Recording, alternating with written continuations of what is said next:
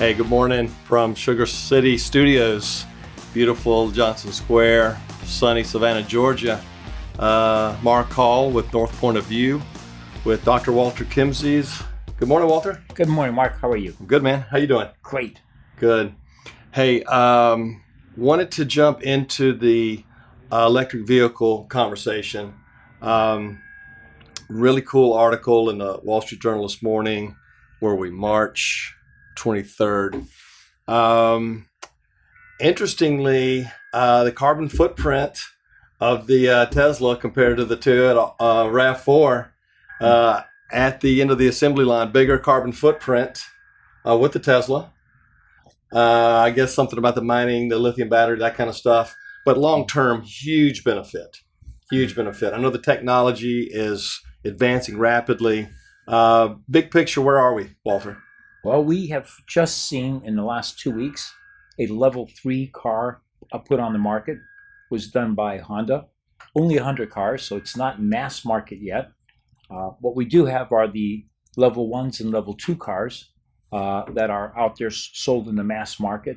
And seeing the L3s, at least 100 of them being produced and sold, is an indication that we're on the verge of seeing mass L3 cars being sold. And what's the difference between a L1 and L3? Yeah, basically, briefly. Yeah, and L1 doesn't have very much technology embedded in it. It's actually they start with L0, which was kind of like my car, which is pretty old. Yes, cruise control. Yeah, exactly.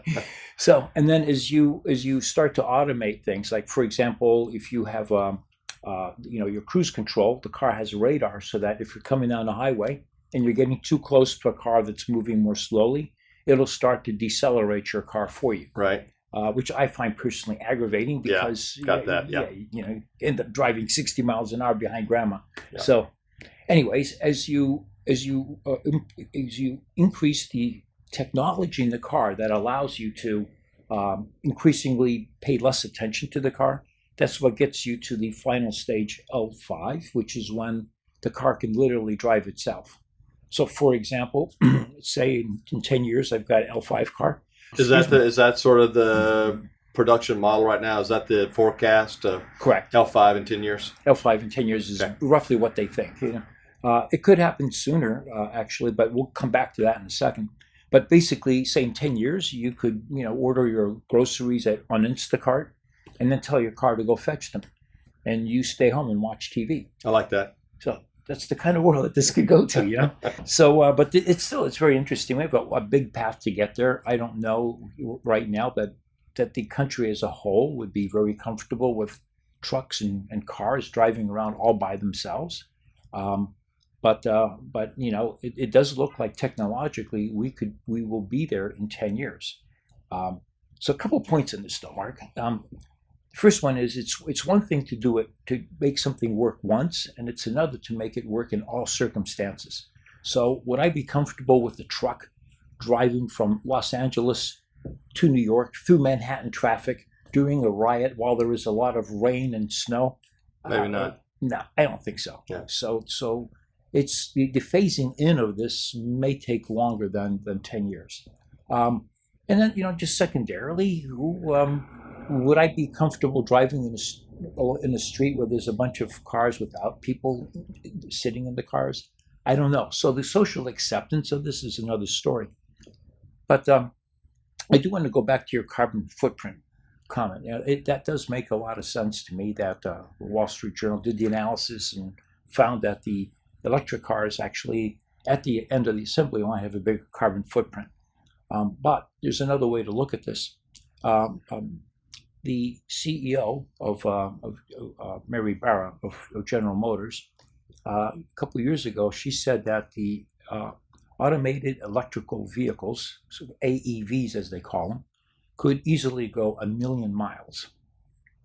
And the current car's life cycle is a couple 100,000 maybe. Yeah, and if you look at that graph, that comparison, it was sort of even at like 50,000 miles on the car.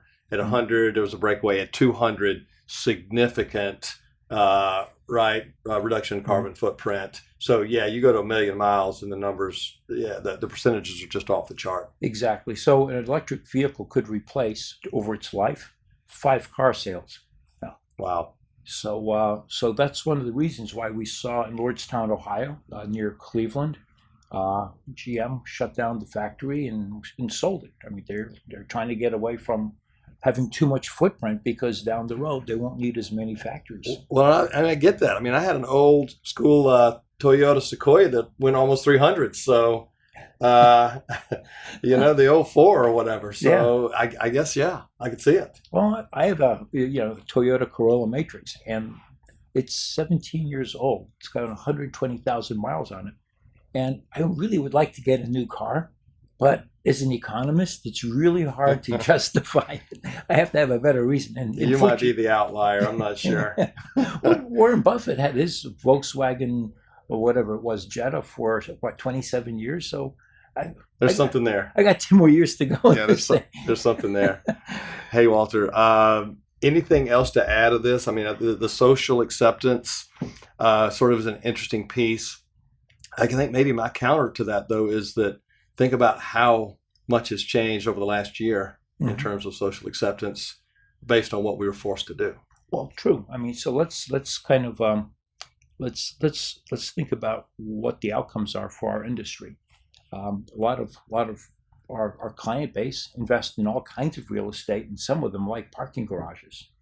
And just not too long ago, I was asked by one client if I could address their board about something they heard, which was that the AEVs are going to replace so many cars that we won't need all of these garages. They'll be, basically wastelands.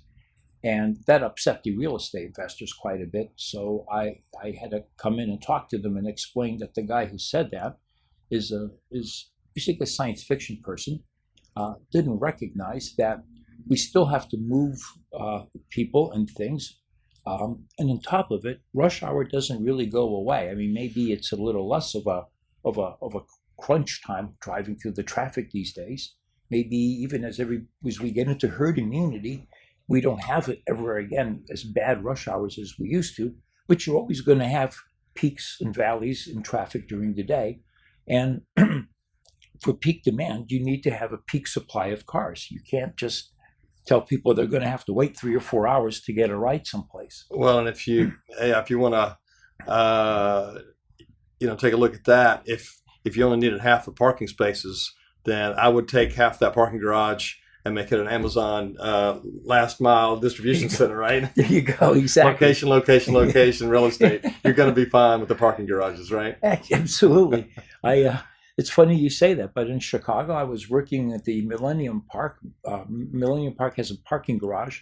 It's at the end of Michigan Avenue, and it goes down a couple of stories. It's flat. It doesn't have a ramp. Okay. And what we proposed to do, and we've struggled with city regulations. The problem in many cities is you can't easily repurpose commercial real estate into industrial. There's all kinds of rules and regulations that don't even exist to allow you to be able to do that. But we showed that to Amazon, and they loved the idea. And unfortunately, the regulations have made it very difficult to execute. But that's exactly what I have in mind. Therein lies the opportunity. Exactly. Hey, Walter, great catching up with you this morning. Yeah, that was fun. All right. Hey, take care, man. See you.